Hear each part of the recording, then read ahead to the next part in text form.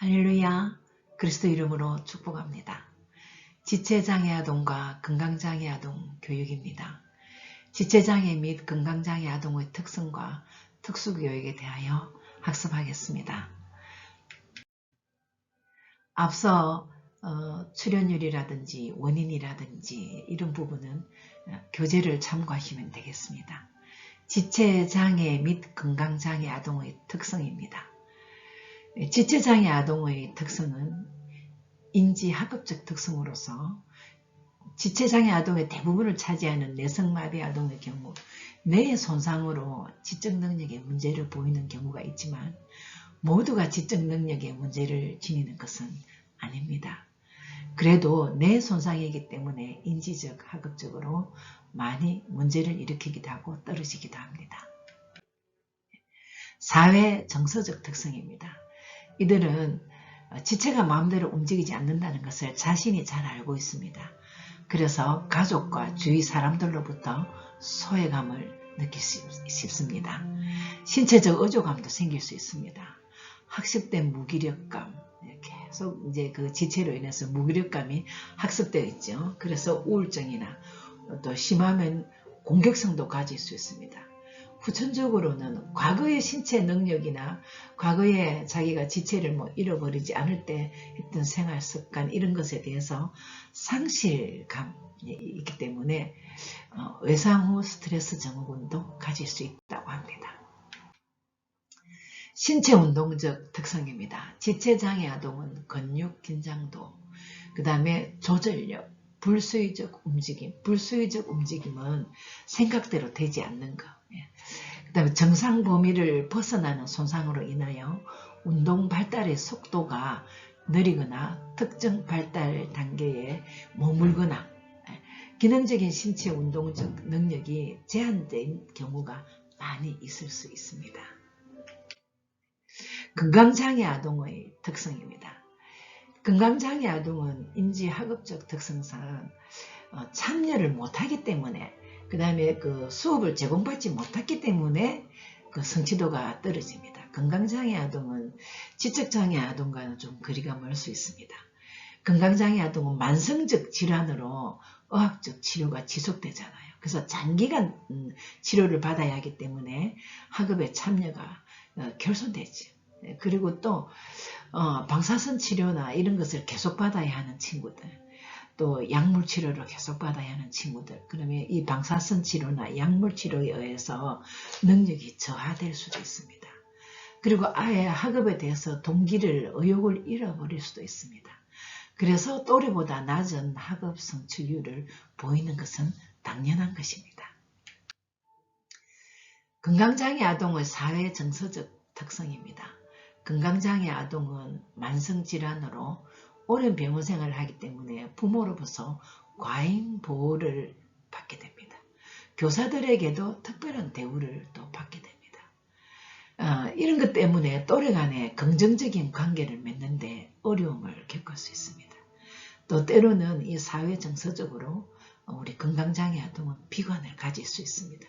자기가 얼마 못 살지도 모른다는 이런 불안감도 가질 수 있습니다.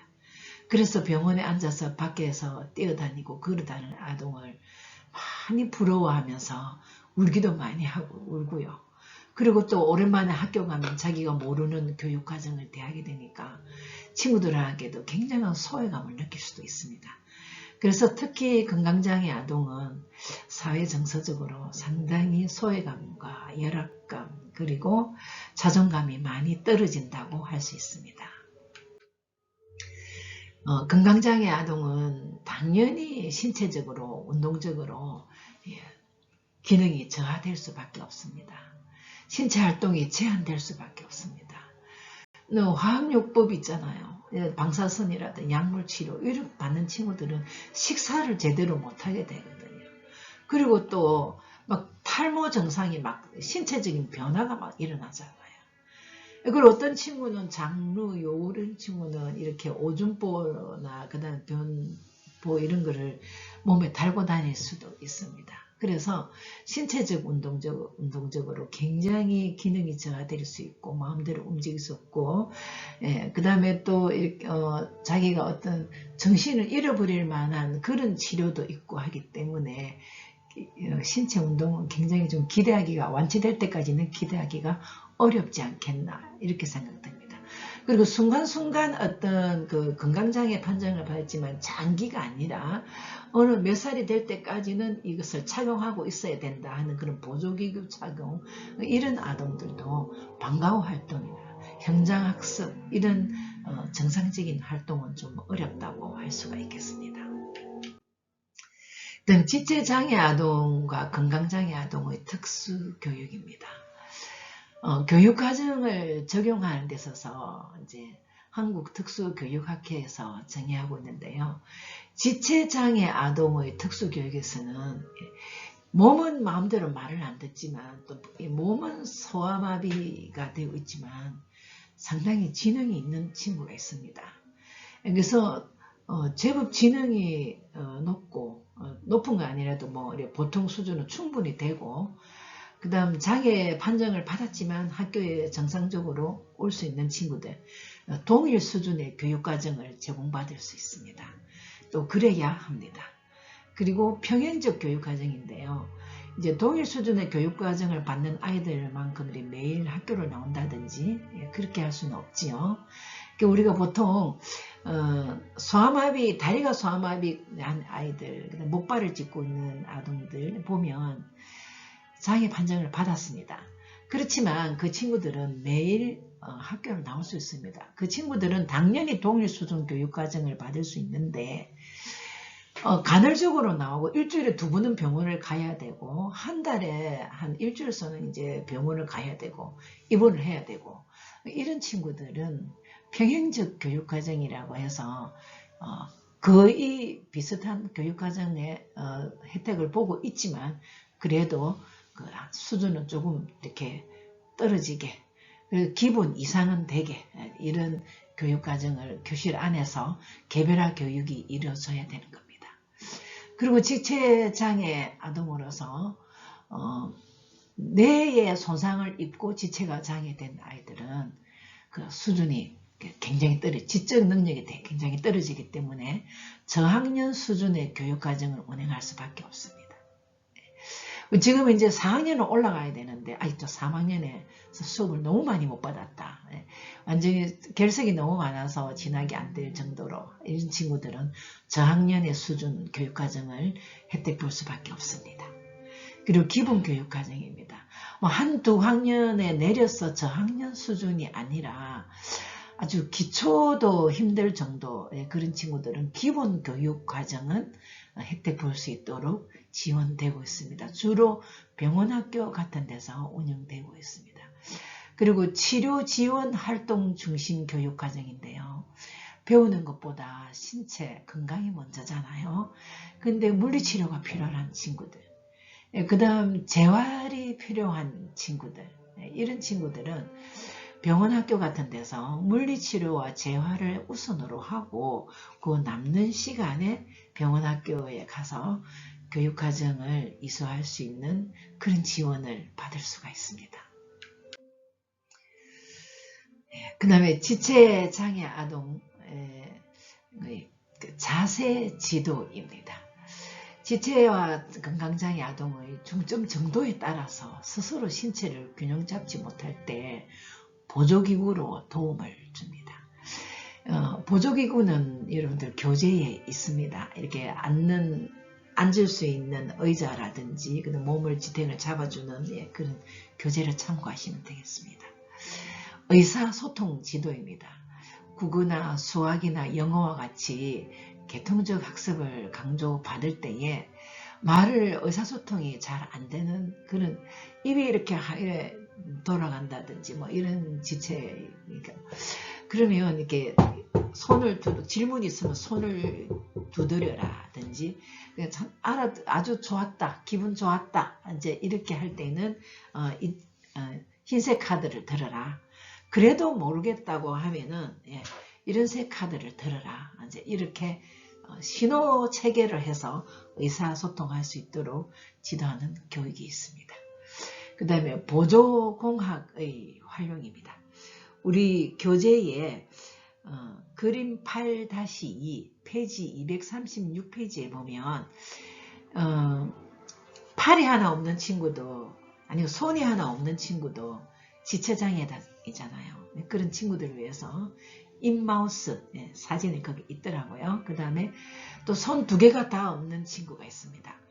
교수님이 아는 우리 성도님 중에 손 2개가 다 없습니다.